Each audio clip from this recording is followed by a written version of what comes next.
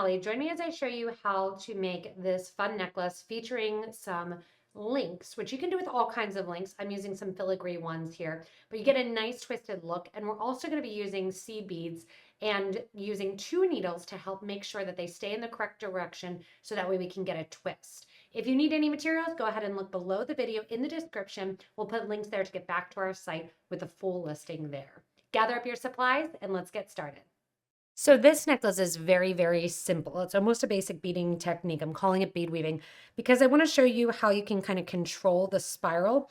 And we use these little rounds here in the wind chime necklace or earrings. And I thought it would be fun to use a different size in the necklace here and show you how to kind of twist the seed beads around these 8mm pearls to kind of mimic it, and then how to attach them to the wire guards. So I've already done a fair amount here of my necklace.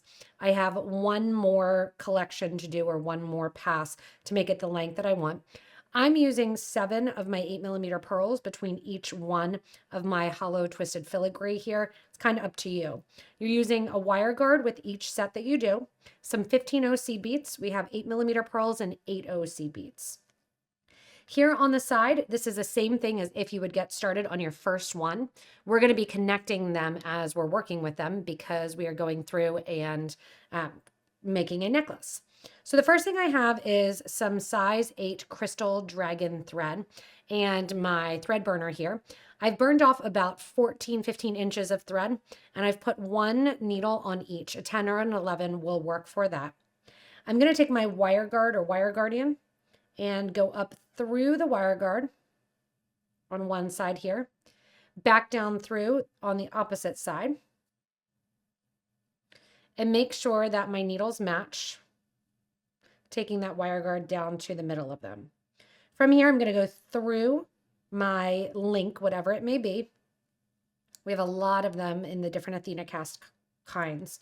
They're really fun to look at all the different links. So this is a great way to do bead weaving with them. Take your plier and just kind of pinch down on that wire guard. I'm bringing them in so they're not kind of as far apart there. You don't have to do that, but otherwise your 8 seed bead that you put on next will kind of go in between. I'm going to put on 1 8 seed bead, and I'm going with both of my needles going through that 8 in the same direction, making sure that my thread is still in my wire guard there. I'm going to go through an 8mm pearl, again in the same direction. Next, we are going to, between each one of our pearls, put an 8 on where we crisscross through. That's why we have the 2 needles on. One going through from the right to the left and one going through left to right. Give a nice tight pull. Again, make sure that wire is still in your wire guard. Next pearl goes on, same way, both needles. Next 8 seed bead goes on, one going from the right to the left and one going left to right. And pulling and getting those down next to your pieces. We're repeating this a total of 8 times, or 7 times as far as the pearls go. So you're going to do this with 6 seed beads between each here, going through, and you can see how quick it is. You can change this up with all different sizes. Just make sure that whatever you're using as your middle between your beads is smaller than the bead that you're going to be wrapping around, because that will leave you enough space to be able to control the seed beads that they're not going to overlap and they'll kind of just sit on one side. Going on here, there's 4, 5, 6 will be next. And there's a reason we're crisscrossing through here, because it is going to help control our seed beads that wrap around. You can have it all going in the same direction, but it really won't get the same effect, and it'll kind of spin around your bead a little bit more. This keeps that nice effect where the seed beads are wrapped around the size of our 8 seed bead. Last one here that I'm going to go between my pearls, putting that thread in the needle there. And then my 8 seed bead goes on. Last after the 8mm pearl, and this last one I'm going through the same direction. Once I'm through there, I'm going to grab my next wire guard, going up through the wire guard. And you can do a loop on the end. You don't have to. It's kind of up to you. You can just connect right to the wire guard. I'm going to go through the wire guard here. And I'm going to go with my other one also through the wire guard. Same direction. Going through the one side, kind of wiggling it around if you need to. Sometimes the wire guards are pretty tight around the edge. You can just kind of take it through like that. Down through the opposite side. So then what you're going to do is you're going to have both needles and both threads here. Down through the wire guard. We're going to put on the next one of our links through both needles as well.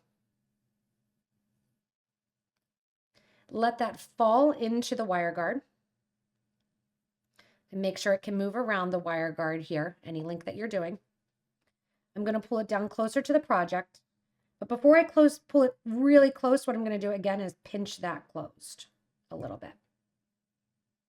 Then pull it down close to the project. One needle, just one. So I'm going to separate these out. One needle is what we're going to continue to work with. I'm going through that 8/0 seed bead there right after. And move the other one kind of out of the way. And now we're going to do our wrapping. So this one here got a little twisted. I'm going to untwist it through here. And the one that's coming out through the bead, we're going to grab 12 seed beads. Again, these are 15 O's. 6, 7, 8, 9, 10, 11, 12. And what we're going to do is we are going to go through that first 8/0 seed bead after the pearl, going through from one side. As we go through this one side, it's automatically going to create which way we're going through the other side. 12 more beads go on. 4, 5, 6, 7, 8, 9, 10, 11, 12. Once those 12 are going on, you're going to make sure that you go through the bead that's next in the opposite direction. And that's going to pull those seed beads there. I'm going to continue on wrapping and snaking between all of them so I get that nice in and out look on my piece. As I get ready to add and go through my last bead, I'm going to go through the bead here that is at the end, going through the 8/0 seed bead. And at the same time, I'm going to go up through the wire guard.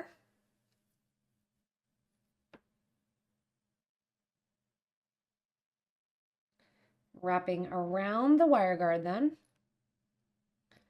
through my link, making sure as you go through your link here, that when you go through it, your thread and needle still stay in that track of the wire guard. Go through the wire guard on the opposite side. Just pulling that needle through there. These tiny wire guards aren't like in my size 10 needle. All right, then back to the starting side. The thread here that did not go through yet, what we are going to do is we are going to take it and go through the pearl. Once it's through the pearl here, oops, got it wrapped around. Once it's through the pearl, we're going to go through that 8/0 seed bead in the opposite direction. That's going to help to pull it a little bit so that they stay twisting basically side to side. Go through the 8, not through any of the 15s, just out the 8. Once you're out the 8, give a little tight pull through the next 8mm bead. When you're through the next 8mm bead, you're going to go through the 8/0 seed bead after, going the opposite way of the twist. So you're not going towards the twist, you're kind of going away from the twist. And you are going through the next 8/0 seed bead, or 8mm bead rather. Once you're through the next 8mm bead, go through the next 8/0 seed bead, going through. And again, what this does is it helps stabilize it and kind of pull it in the opposite direction. It'll help it sit nice and flat as well. So it's turning that 8/0, which was a little bit crooked, making sure that it sits nice and flat. Through the next 8mm bead, through the next 8/0, through the next 8mm. And as we venture down here, you can see I'm pulling it tight, and then again, that straightens up that 8/0 seed bead. Going through here, on the opposite side of the seed beads, pulling in down,